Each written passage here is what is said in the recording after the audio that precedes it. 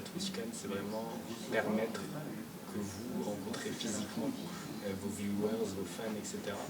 Toi, ça t'inspire quoi, cette possibilité-là? Ouais, c'est sûr que c'est un moment où on est sûr qu'on va rencontrer effectivement des gens qui viennent notamment pour nous voir, faire des choses aussi, etc. Je trouve que c'est quand même très très cool parce qu'il y a beaucoup d'événements qui existent comme la Paris Games Week ou quoi, où on n'a pas forcément envie de venir parce qu'il y a beaucoup plus de gens et c'est un peu plus compliqué à gérer. Là où pour le coup la TwitchCon ça fait un peu plus familial entre gros guillemets, hein, ça reste quand même un sacré truc, mais c'est un peu plus familial et on est entre nous streamers où on arrive à se comprendre. Et pareil avec les viewers où on arrive aussi à se comprendre, donc c'est assez agréable d'avoir ce genre de moment effectivement. Et le contact physique? Le contact physique avec les gens qui nous suivent. Ouais. Oui. Il y a des hugs, il y a des embrassades, il y a des signatures. Non. Si? Si, il y en a, mais en général, chacun met les limites où il veut. Mais non, moi, j'irai pas faire des câlins à plein de gens. Je passe le week-end ici. Si je fais des câlins à tout le monde, ça va pas bien se passer, je pense. Donc non, après ça dépend chacune et chacun ce qu'on souhaite avec les gens qu'on croise, quoi. Nous, ça nous fait un week-end avec plein de gens avec qui on bosse, mais qu'on voit pas tout le temps. En fait, c'est ça aussi, c'est un peu cette classique, comme n'importe quel métier, où quand il y a une convention, c'est le moment où tu te retrouves avec tous les collègues. Il y a un peu de ça aussi.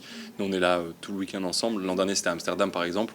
On était tous les potes à Amsterdam pendant tout le week-end, c'était trop bien. Cette année, c'est à Paris, donc on est moins dans l'aventure voyage, mais on retrouve tous les copains et on passe un moment tous ensemble. Donc c'est aussi ça, c'est très fédérateur. On sait qu'il y a tout le monde, donc c'est cool. Mais justement, le fait que ce soit à Paris cette année, est-ce que du coup ça met en lumière particulièrement la communauté Twitch FR? Non. Pas spécialement. Non, pas spécialement. L'an dernier à Amsterdam, on était déjà très représentés. En réalité, et même sur les compétitions, on a tout gagné. Donc je trouve pas que le fait qu'on soit à Paris mette plus en valeur les streamers français. Alors, si quand même, enfin francophones, parce que toutes les émissions qu'on fait, elles sont en français. Donc ça, c'est clair que oui, ça nous met plus en valeur. C'est sûr, comparé à Amsterdam, par exemple, l'an dernier, où c'est anglais, quoi. Donc même quand on vient de t'interviewer, tu dois parler en anglais, quoi. Donc voilà, mais ça met pas plus en valeur, je dirais pas. Quand même par les animations, oui, mais en même temps le public est à 40%, je crois, français. Il me semble que c'est ça le chiffre, 40% français, 60% overall. Je crois que c'est ça. Moi j'aime bien comparer ça à ça. Tu vois, par exemple, Noël ou le jour de l'an, ça va être des moments où tu sais dans l'année que tu vas retrouver tous tes proches. C'est à peu près sûr, quoi. Enfin, la plupart, etc. etc. Je trouve qu'à la TwitchCon, il y a un peu de ça aussi. Alors tout le monde n'est pas là, mais il y a quand même beaucoup de gens. Et donc il y a ce moment un peu... ça fait un peu c'est la fête, quoi. C'est très festif où finalement on retrouve tous les amis streamers. On peut discuter de sujets qui nous touchent au quotidien. On est ensemble, on passe des moments tant sur scène qu'avec le public, que en soirée. Et c'est ça aussi qui fait du bien. C'est se retrouver finalement entre créateurs et créatrices qui faisons la même chose, quoi. Mais tu parles des collègues et pas du public. Le public, en fait, on le voit souvent. Enfin, on le voit souvent. Déjà, quand tu es streamer, contrairement à quand tu es youtubeur, tu le vois H24 ton public. Tu le vois pas physiquement, mais ils sont là, quoi. Ils sont vraiment là. Tel point qu'on les connaît. Enfin, je veux dire, moi, via des textes, il y a des gens qui me suivent depuis des années, je sais comment ils sont, je connais leur comportement, quoi, entre guillemets. Donc oui, je les ai pas vus en vrai pour certains, mais voilà. Mais si, voir le public, c'est cool. Après, on n'a pas vraiment le temps de le voir. En fait, c'est ça le truc aussi, c'est tellement rapide que on va dire qu'il y a d'autres moments où on les voit, où ça peut être cool aussi. Mais au moins, il y a des spectacles. Il y a des spectacles, on est sur scène, on propose des émissions que les gens peuvent voir IRL, etc. Et si après on est au contact du public, évidemment que c'est kiffant. Mais la réalité, c'est qu'en tant que streamer, on l'est tout le temps, en fait. C'est vrai. On t'a vu, t'es sur les affiches, etc. Yep. T'as été mis pas mal en avant. Je dis pas ça de façon péjorative, mais, la question c'est est-ce que, quand toi tu vis ce rôle, est-ce que tu te sens un peu un ambassadeur de Twitch par rapport et à la communauté et à un plus grand public, ou est-ce que... Alors non, peut-être pas. Après, c'est vrai que moi j'ai la chance d'être quand même pas mal soutenu par Twitch en général. Même à la TwitchCon à Amsterdam, ils m'avaient donné beaucoup de responsabilités, entre gros guillemets, hein, évidemment. Donc je suis pas mal soutenu par Twitch, c'est cool. Mais je suis pas le seul, on est pas mal à être mis en avant comme ça par Twitch. Et en soi, c'est vrai que moi, comme plein d'autres, on est juste streamer. C'est-à-dire qu'on ne fait rien d'autre. Aujourd'hui, Twitch, c'est une plateforme sur laquelle va se retrouver plein de gens. Je pense notamment par exemple à des Maxime Biaggi ou encore des Amine qui sont, au-delà d'être streamers, des personnalités d'internet qui font leur projet. Et donc, mais c'est pas des streamers. Amine par exemple, je le considère pas comme un streamer, je le considère comme une personnalité d'internet qui utilise aussi son média Twitch pour streamer, bien sûr. Donc tu vois, c'est là où par exemple typiquement moi, je ne fais que du streaming. Je fais rien d'autre. Donc il y a aussi ce truc là où effectivement nous Twitch, c'est vraiment 100% de ce qu'on fout, quoi.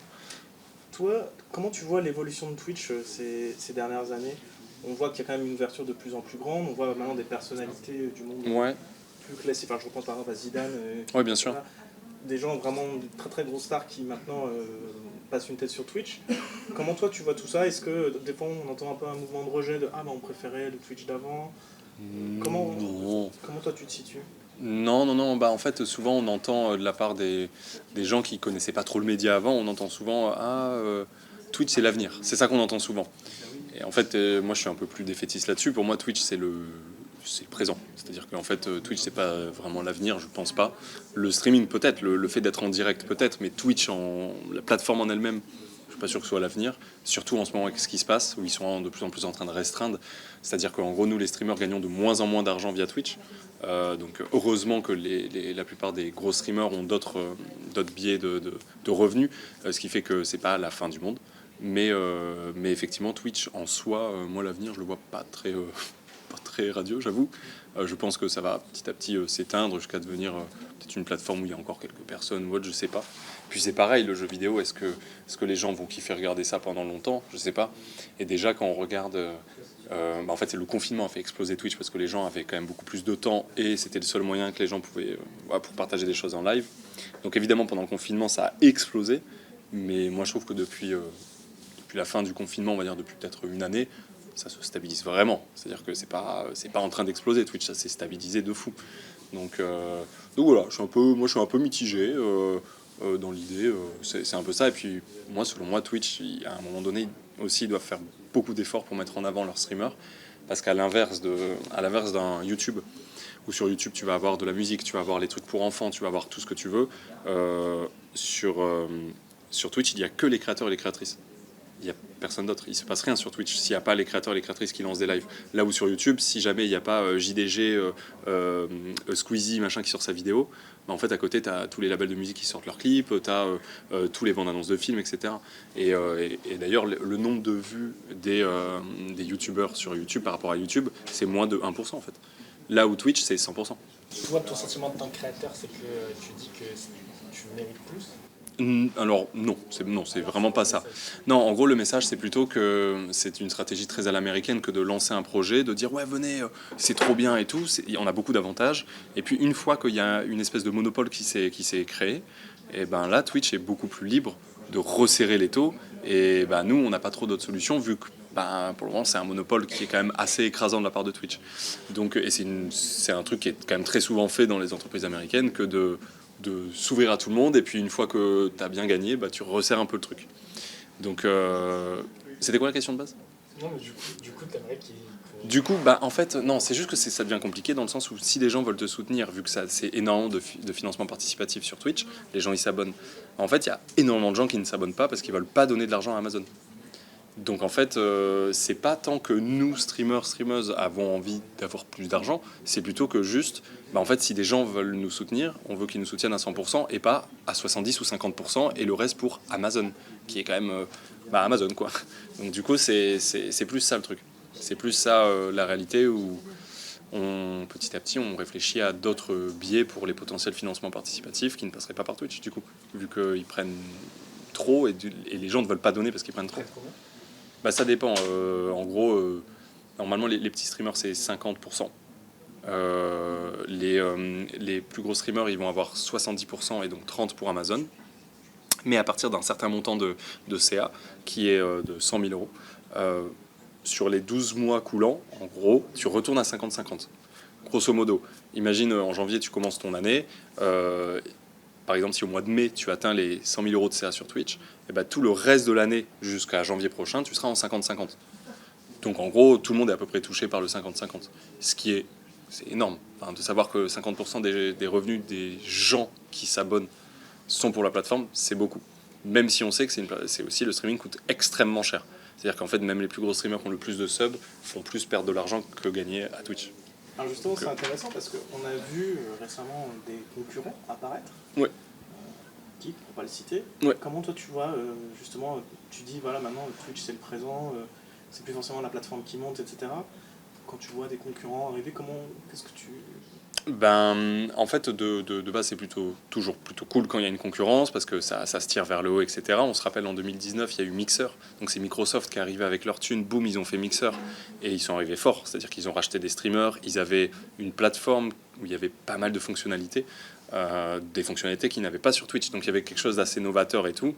Twitch, c'est un petit peu au caguet dessus dans le sens où ils se sont mis à faire plein de mises à jour. Mais vraiment, il n'y a jamais eu autant de mises à jour sur Twitch que quand Mixer existait. C'était assez fou.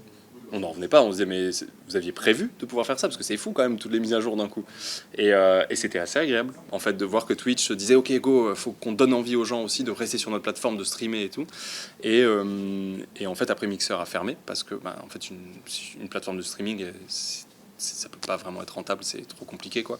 Donc Microsoft a arrêté avec Mixer a fermé, boum, terminé, bonsoir, ça a duré quelques mois. Twitch du coup boum, ils retournent dans leur gros monopole en mode de toute façon on n'a pas de pression. Même si Mixer en termes de chiffres a mis aucune pression à Twitch. Hein. C'était juste une pression plus du type on arrive, on est là. Mais en termes de chiffres, c'est aucune pression. Et du coup, Kick, c'est encore plus petit que Mixer en termes de chiffres.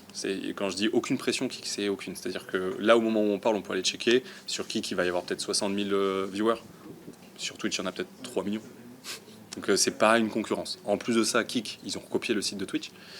Donc ce n'est pas une concurrence vu que c'est la même chose, en moins bien en plus. Donc voilà. Donc comment je vois Kick tout simplement comme quelque chose où ils vont essayer de s'installer, où ils arrivent quand même à placer les jeux en ligne de casino qui sont interdits sur Twitch, du coup ils vont sur Kick. Des gens qui se font bannir de Twitch, du coup ils vont sur Kick. Enfin toute cette classique là où au final Kick devient un ramassis de personnes qui seraient plus aptes à faire du Twitch. En gros c'est un peu ça. Mais par contre en termes de concurrence, ça n'apporte rien. En fait, il n'y a pas de concurrence, déjà en termes de chiffres. Et ensuite, vu qu'il n'y a pas le site Kick et le site de Twitch, c'est la même chose, ça n'apporte rien, quoi. Et d'ailleurs, depuis qu'il y a Kick, Twitch n'a fait aucune fonctionnalité nouvelle en mode wow. Non, parce que c'est pas du tout une concurrence, quoi. Voilà.